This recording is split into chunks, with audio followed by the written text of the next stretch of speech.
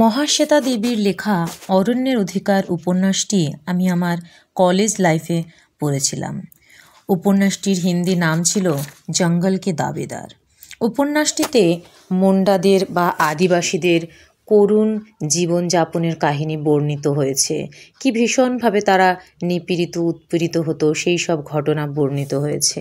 সেখানে দেখানো হয়েছে যে মুন্ডারা কখনো ভাত খেতে পায় না, তারা ভাতের স্বপ্ন দেখে মাত্র, তারা শুধু ঘাটও খেতে পায়। এই নিয়ে বিরসার আন্দোলন ছিল। সে বলেছিল মুন্ডারা শুধু ঘাটও খেয়ে বেঁচে থাকবে কেন, কেন তারা দিকুদের মতো ভাত খেতে পাবে না। সেই সময় আদিবাসীরা কখনো টাকা চোখে দেখতে পেত না। উপন্যাসটিতে বলা হয়েছে 500 টাকার নোট তারা কখনো স্বপ্নেও দেখেনি। স্বপ্নে তারা কখনো কখনো হয়তো 10 টাকার একটা নোট দেখতে পেত, তারা 500 টাকা কখনো স্বপ্নে দেখেনি। যদিও তাদের কিন্তু ছিল বিঘা বিঘা জায়গা, যে জায়গা জমিগুলো খালি নামেই তাদের ছিল, কাজে কোনো লাগতো না। দিকু যারা সভ্য জাতি, তারা ছলে বলে কৌশলে তাদের কাছ থেকে ছিনিয়ে নিত বিঘা বিঘা সেই জমি জায়গা, আর তারা জীবনযাপন করত অসহায়ভাবে।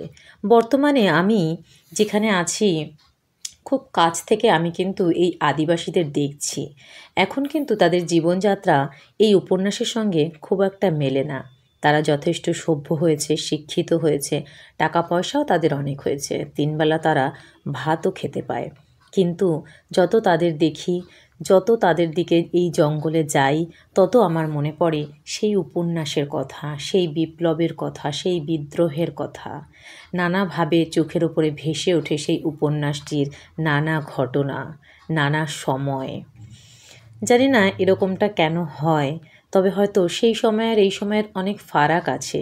সেই সময়ের দিন আর এই সময়ের দিনের মধ্যে অনেক পার্থক্য রয়েছে।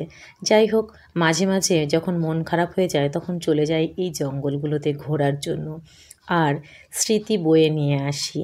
মন খারাপের সময় এই সব জায়গাগুলোতে গেলে বেশ ভালো লাগে। দেখো চারিদিকে কেমন পলাশ ফুলে ফুলে লাল হয়ে আছে।